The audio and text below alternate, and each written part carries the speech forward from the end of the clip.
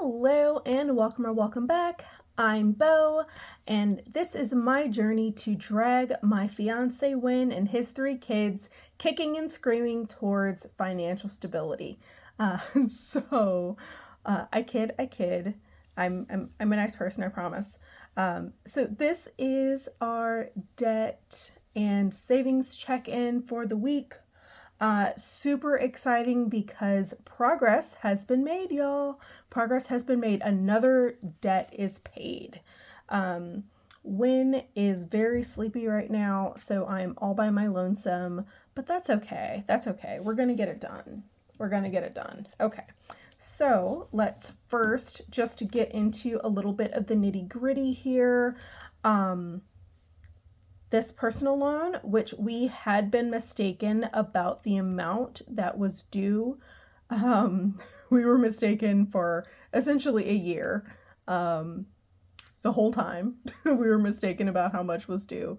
So that was $22.16 and that was paid on November 6th. So this is paid off. That means that all the debt that Win has right now is his student loans and this one collections account. That's all that's left.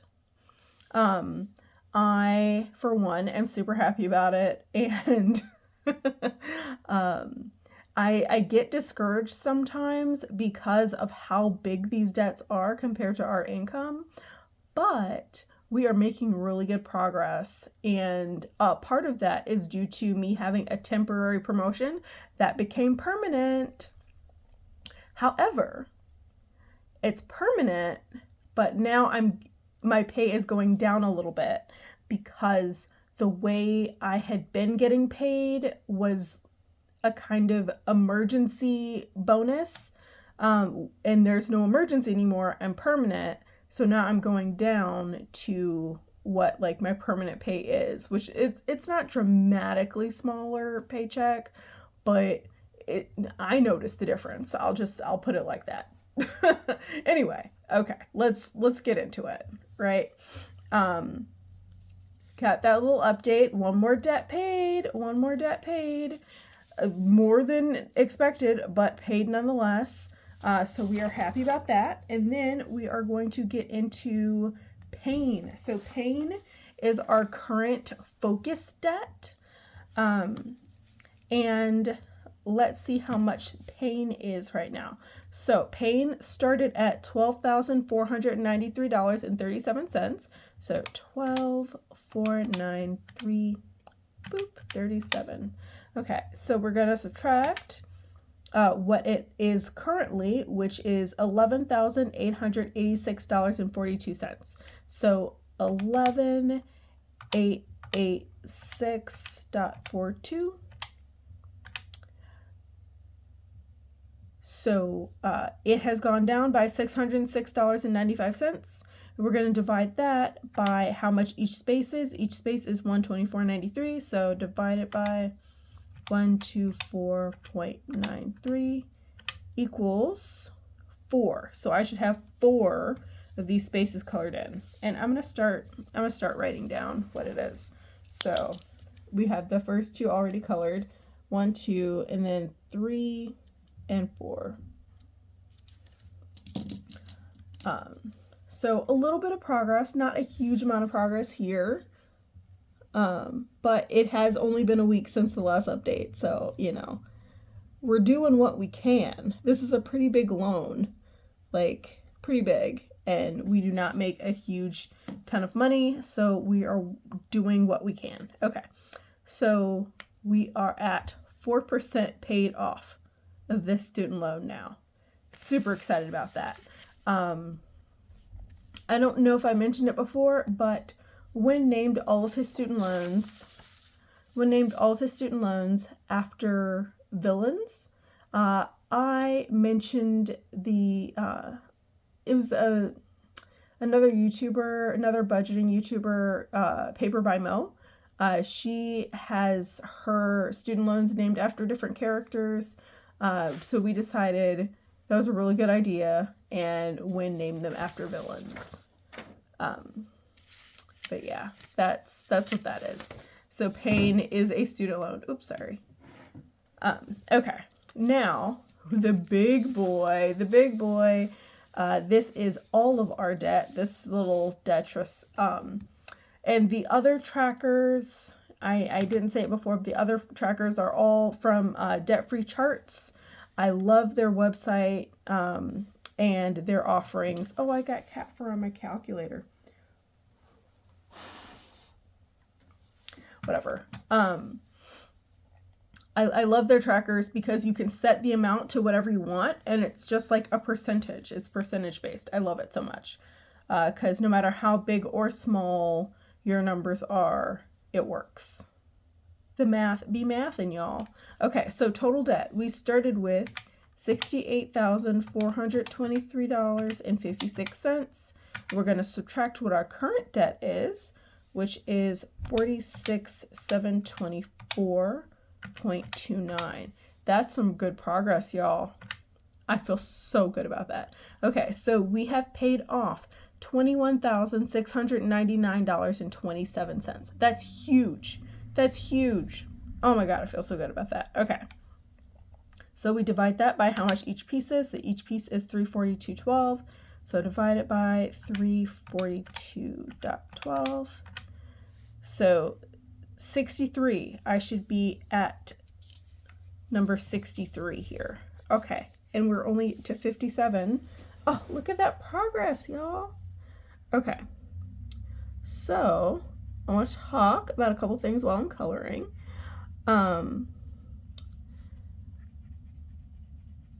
It has come to my attention and Wynn's attention that his children have been watching this channel. At least one of them has. And he knows the name of the channel. And he watched a couple of videos, it seems. If you're watching this right now, kiddo, stop. This is not for you while you're still a child. This is for you to watch once you're a little older, okay? You should still be on kids' YouTube. You should still be on kids' YouTube. You should not be on grown-up YouTube. I don't know who's letting you on grown-up YouTube, but that is not where you should be right now. So, you know, go back to kids' YouTube. Please and thank you. All right, so this channel is for them to watch when they get older. I do want them to be I believe in transparency is basically what this is. Oh. I'm that coworker who talks about my pay. I'm that friend who like talks about my situation and talks about other people's situations like to them. Like I don't believe in hiding finances, because when you're secretive about it, then you miss things. I love being transparent, and I love the idea of the kids knowing what's going on and knowing what their options are so they can make informed choices as they grow up. I don't want them to be scared that just because we can't necessarily afford everything that they want, that doesn't mean that we're poor. That doesn't mean we're going to like lose our apartment or anything. You know, I want them to understand how we make these decisions about prioritizing our lives. Because when it comes down to it, that's what budgeting is. It's you're deciding what's more important to give your money to. It's not about taking money away from yourself. It's about deciding what's most important, what's going to get you where you want to be faster. And I really want to instill that into the children. Okay, so this is our first savings. So we're doing a little bit of savings here. Oh, also, I've been trying to, before we get to the savings, I've been trying to make this kind of a habit, but you know, just a heads up for these debts, y'all. they're growing slowly because we are, you know, paying a little extra on all of them, but also focusing mostly on pain right now. But look at this. Okay, so Frollo started at $5,423, and now it's $5,434. So we've been paying for, with this started in December of 2023. So it's been like 11 months, and even though this interest rate is super low, this loan is higher, even though we've been paying on it, because this minimum payment is so low that it's not keeping up with the interest that's accruing. So yeah, SCAR started at $5,789, and now it's $5,807. So not a huge difference, but it is higher. And then pain is smaller actually, because I've been paying on it. So it started at $12,434, and now it's $11,886. But panic started at $21,182, and now it's at $22,046. So, like, y'all, if you don't pay this stuff down, it just grows and grows and grows, and you'll never pay it off. Literally never. Never. With the minimum monthly payments. It's ridiculous. Income-based repayment is a trap, y'all. Don't fall for it. It's a trap. It's a trap. Just use the extra money to like focus on the highest interest one that you have. Do not just pay the minimum payments, because you'll be paying literally forever, and it'll just be interest. You'll just be paying interest forever. Okay, so next thing, when is saving? When is saving for our wedding? $150. So $150 plus what was already in here is $931. So he has saved a total of $1,081. And we're going to divide that by how much each doodle is. So each of these little hearts is $13.34. So divide it by 1334. So we should be at 81. 81. Okay, so that is 10, 20, 30, 40, 50, 60, 70, 80. So this one's 80.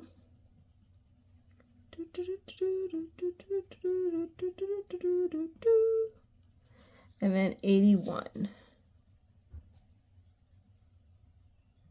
Okay. So, I know I said, while I color this, I know I said I want the boys to be financially, you know, responsible and everything. I've been watching this show called Princess. It's not on the air anymore, but it was hosted by a lady named Gail Voss Oxlade in Canada. And it's just basically about spoiled brats getting reality checks about their finances, and like trying to get them to see reality and see that the world doesn't revolve around them and they need to pay their own way. And I absolutely do not want that for Wynn's kids. I want them to be secure in the fact that they are always going to have food to eat and a roof over their head, but I don't want them to like be spoiled and think that they are entitled to whatever they want whenever they want, because that is how you go broke, y'all. That's how you go broke. Okay, so this is colored in. This is just the quarterly goal for the wedding. I've been thinking about it, and I think we're going to switch to all annual trackers after this, because we are behind, and the thought of using the quarterly tracker after the date is over. So like this is literally September to November. If we're still saving in this in December, like this is gonna make me really sad. So we're gonna switch to annual trackers. We're gonna switch to annual trackers just so that I don't cry about us being behind. And I know that sounds dramatic, but I had decided on doing I decided on using quarterly goals for the trackers, like in the beginning, for the most important ones, like the most urgent ones. I'd been using the quarterly ones so that I could see us making like huge progress towards them, and I'd know exactly when that goal was met for the quarter. But curveballs upon curveballs have been thrown at us, and I'm just gonna switch. I'm gonna switch to annuals, and we will deal with it. I don't care, but we need to step up our game. Okay, so next is insurance. I am saving $475 again, so $475 plus the $950 that I'd already added this quarter. That's $1,425, and that is the entire goal for insurance for this quarter. Not for the whole year, but for this quarter. So this is finally able to be filled in. Oh yeah, I'm not gonna fill this in like cutely. Sorry, my bad, y'all. My bad. We're gonna color like a kindergartner over here. That's fine. But yeah, I'm gonna switch to annual goals just so that it's more, I don't know, so I can keep an eye on the yearly goals rather than the quarterly ones so much. Like I'll still do the math for the quarter, but I don't know. I don't want to be discouraged at the end of the quarter if I haven't made the progress that I want to make. I just want it to be done before the year's out, really. That's really what matters. Prioritizing along the way. Because that's the big thing. And that's what I keep pushing in all my videos. Like, as I've said before, and I'm sorry, I don't remember where I got this quote from, but it was something along the lines of, tell me what you spend your money on, and I'll tell you your priorities. Like, your spending needs to reflect what's important to you. And if it doesn't, then that's saying what's important to you.